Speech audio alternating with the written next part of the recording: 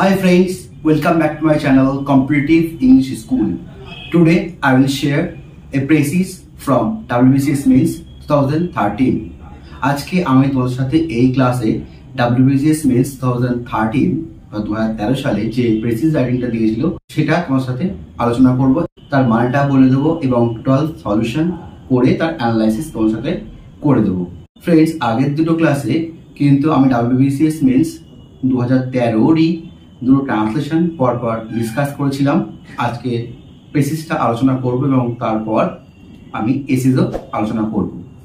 তো ফ্রেন্ডস, আজকে যে প্রেসিসটা এই সালে এসেছিল সেটা কিন্তু বেশ বড় এবং একটু টাফও আছে। তো এতটাই বড় প্রেসিসটা, তো সেটা আমি তোমাদের যেমন আমি প্রতিদিন শুরু করার আগে একবার থরো রিডিং করে দিই, সেটা করতে পারবো না। আমি জাস্ট তোমাদের দেখিয়ে দেবো, তোমরা পজ করে পুরোটা পড়ে নেবে। আর ডেসক্রিপশন বক্সে পুরো প্যাসেজটা দেওয়া থাকবে, তোমরা সেখান থেকেও পড়ে নিতে পারবে। আর যে প্যাসেজটা দিয়েছে সেই প্যাসেজটা মেইনলি গীতাঞ্জলি, যে ইংলিশে সংস অফারিংস, যার জন্য নোবেল প্রাইজ পেয়েছিলেন রবীন্দ্রনাথ ঠাকুর, তার উপর একটা থিসিস পেপার কেউ একজন পিএইচডি করার জন্য পেপার লিখেছিল, তার থেকে তুলে প্রেসিস লিখতে দিয়েছে। তো ফ্রেন্ডস, শুরু করছি আজকের ভিডিও। যেহেতু প্যাসেজটা বড় তাই কিন্তু ভিডিওটি বড় হবে। তো আমরা আগে প্যাসেজটা দেখে নিই।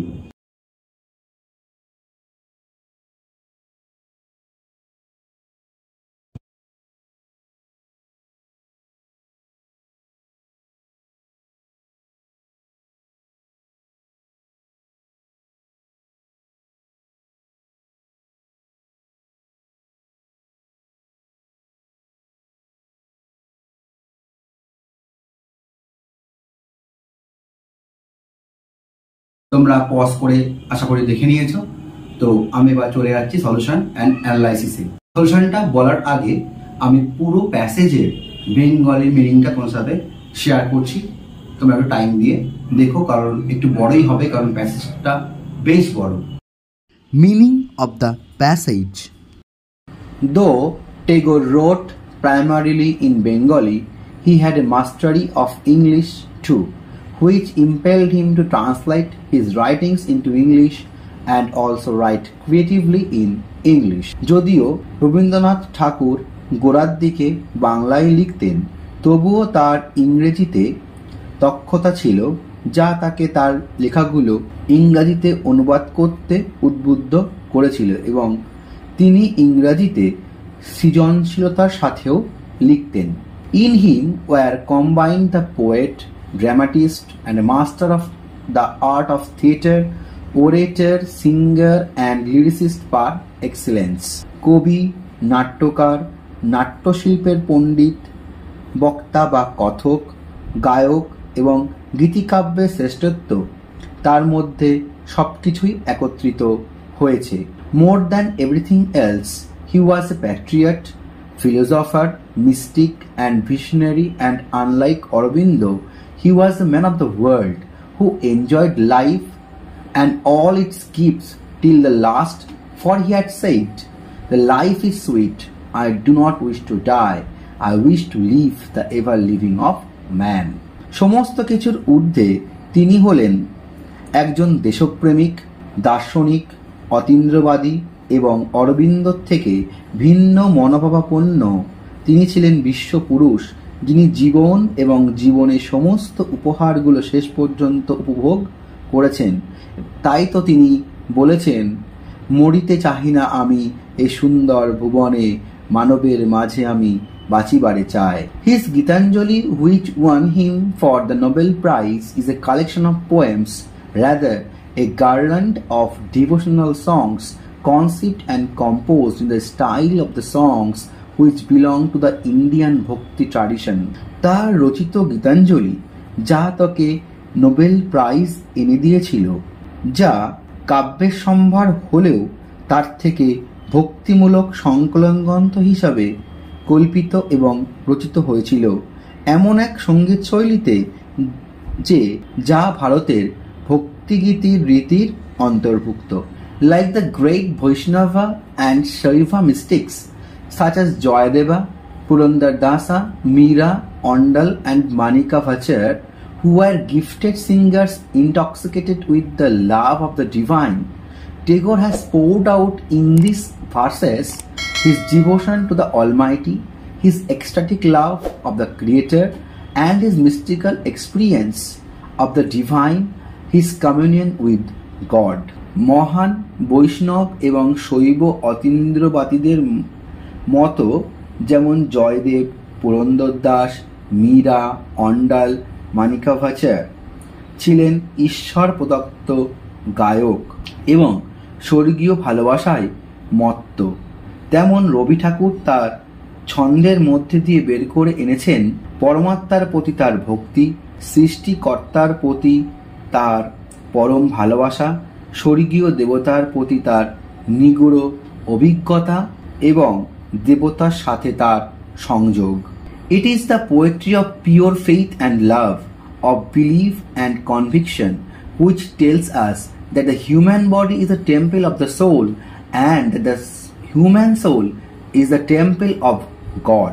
ইহাই নিখাত সত্য ও ভালোবাসা, বিশ্বাস ও প্রমিতির কাব্যগ্রন্থ, যা একথা বলে মানব শরীর হল আত্মার মন্দির এবং মানবাত্মা হল ভগবানের মন্দির।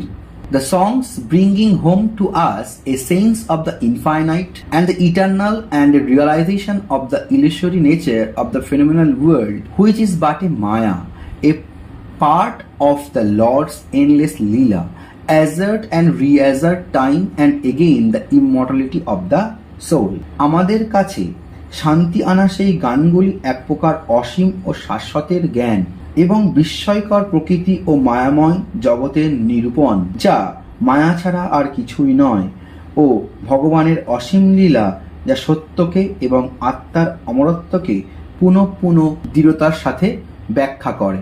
Most of the thoughts and ideas enshrined in these songs carry with them the essence of the Indian bhakti tradition, with their repeated references to the Indian concept of man-God relationship, concept in touch of Jivatta and Paramatta, and the Vedantic concept of the immanent God. এই সব গানগুলির মধ্যে পবিত্রভাবে রক্ষিত হয়েছে বেশিরভাগ চিন্তাভাবনা এবং ধারণা, যা ভারতের ভক্তিবাদী রীতির সারমর্মের সাথে ভারতীয় চিন্তাধারার পুনঃ পুনঃ উল্লিখিত মানুষ ও ভগবানের সম্পর্ক, যা গৃহীত হয়েছে জীবাত্মা ও পরমাত্মার সংস্পর্শে এবং বেদান্ত চিন্তাধারায় আসন্ন ভগবান ইত্যাদি বহন করে। What is most significant about the Gitanjali songs is that while they are basically rooted in the Indian Bhakti tradition, they show strong affinities to the mysticism of William Blake, to the myth-making poetry of Shelley, to the nature poetry of Wordsworth, and again to the religious experience recorded, the poetry of Hopkins and Whitman. The agony and the ecstasy of the poet's mystical experience, his longing and yearnings find many parallels in the religious poetry of the West, including that of Donne. গীতাঞ্জলির গানগুলি সম্পর্কে সবথেকে যা গুরুত্বপূর্ণ তা হচ্ছে, যেখানে গানগুলো ভারতের ভক্তিবাদী রীতিতে সাধারণত বদ্ধমূল, তবুও সেগুলো দৃঢ় সম্পর্ক প্রদর্শন করে উইলিয়াম ব্লেকের গূঢ় অর্থপূর্ণ কাব্যের সাথে, শেলির পৌরাণিক কাব্যের তৈরির সাথে, ওয়ার্ডসওয়ার্থের প্রাকৃতিক কাব্যের সাথে এবং আবারও হুইটম্যান ও হপকিন্সের কাব্যের ধার্মিক অভিজ্ঞতার দলিলের সাথে। কবির রহস্যমূলক অভিজ্ঞতার বেদনা এবং পরমানন্দের সাথে তার আকুলি ব্যাকুলির সাথে পশ্চিমের ধার্মিক কাব্যের প্রচুর মিল পাওয়া যায়, যার মধ্যে ডানও অন্তর্ভুক্ত। Again, while the images and concept as well as the touches of nature description are highly reminiscent of Wordsworth, Keats and Shelley, the songs are very Indian in spirit. আবার যেখানে প্রতিচ্ছবি সমূহ ও ধারণা সমূহ এবং প্রাকৃতিক বর্ণনার স্পর্শ ব্যাপকভাবে ওয়ার্ডসওয়ার্থ, কিটস এবং শেলির কবিতার স্মৃতি বহন করছে, সেখানে সেই গানগুলো আত্মিকভাবে ব্যাপকভাবে ভারতীয় বটে। Their prayer songs, incantation, which have a Vedic quality, তাদের প্রার্থনা সঙ্গীত, জাদুমন্ত্র যেগুলিতে বৈদিক গুণও রয়েছে।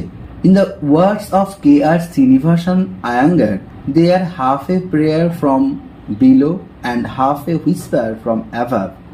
The prayer evoking the response or the whisper provoking the prayer, and always prayer and whisper chiming into song. Srinivas আয়েঙ্গারের ভাষায় সেগুলি হলো অর্ধেক নিচের দিক থেকে প্রার্থনা এবং অর্ধেক উপরের দিক থেকে ফিসফিসানি। প্রার্থনা প্রতিক্রিয়া জাগায় অথবা ফিসফিসানি প্রার্থনাকে আহ্বান করে এবং সর্বদা সেই ফিসফিসানি এবং প্রার্থনা গানের মধ্যে দিয়ে মিলিত হয়। দ্য সিঙ্গার লুকস আপন himself as a lifeless flute which comes to life when the Lord of Vrindavan plays upon it, forever piping songs forever now. সেই গায়ক নিজের জীবনকে জীবনহীন বাঁশি হিসাবে দেখে, যা পরে জীবন ফিরে পায় বৃন্দাবনের ভগবান অর্থাৎ শ্রীকৃষ্ণ সেই বাঁশি বাজায়, সারা জীবনের বাঁশি বাজিয়ে গান করে সারা জীবনের জন্য। নেক্সট প্যারা, This little flute of reed thou hast carried over hills and dales has breathed through it melodies eternally new. তুমি বাঁশের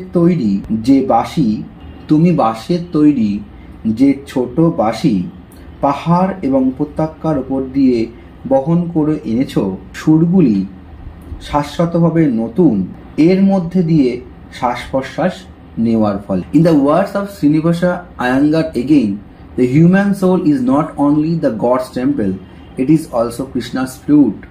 Live vicissitudes are but new melodies played by the Lord. আবারও শ্রীনিবাস আয়েঙ্গার বলেছেন, মানুষের আত্মা কেবল ভগবানের মন্দির নয়, কৃষ্ণের বাঁশিও বটে। জীবনের পরিবর্তন আছে, কিন্তু নতুন সুরগুলি শ্রীকৃষ্ণের দ্বারা ধ্বনিত হয়। While Gitanjali is full of songs which record the soul's long journey towards God realization leading to self-realization and articulate the feelings of joy and sorrow, hope and despair, the pleasure and pain experienced by the speaker, it has also songs of another sort. যখন গানে পরিপূর্ণ গীতাঞ্জলিতে লিপিবদ্ধ হয়েছে ঈশ্বর উপলব্ধি করার মাধ্যমে নিজেকে উপলব্ধি করার জন্য আত্মার যাত্রা এবং বক্তার ধারণায় স্পষ্টভাবে উচ্চারিত হয়েছে আনন্দ ও দুঃখ, আশা ও নিরাশা, আনন্দ ও ব্যথা, পাশাপাশি এতে অন্য রকমের গানও আছে।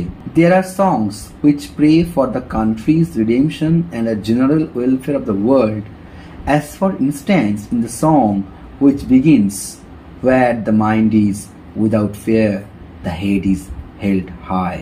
এমন কিছু গান রয়েছে যা দেশের মুক্তি ও বিশ্বের সাধারণ উন্নতির কথা বলে। যেমন একটি গান শুরু হয়েছে এইভাবে, চিত্ত যেথা ভয়শূন্য, উচ্চ যেথা শির। ভিডিওটি খুব বড় হচ্ছে বলে এটাকে আমি দুটো পার্টে ভেঙে দিয়েছি। আজকে এইটুকুই অনলি মিনিং, আর নেক্সট ক্লাসে একদিনের মধ্যেই আমি সলিউশনটা তোমার সাথে শেয়ার করছি, ঠিক নেক্সট ক্লাসেই। That is the part 2।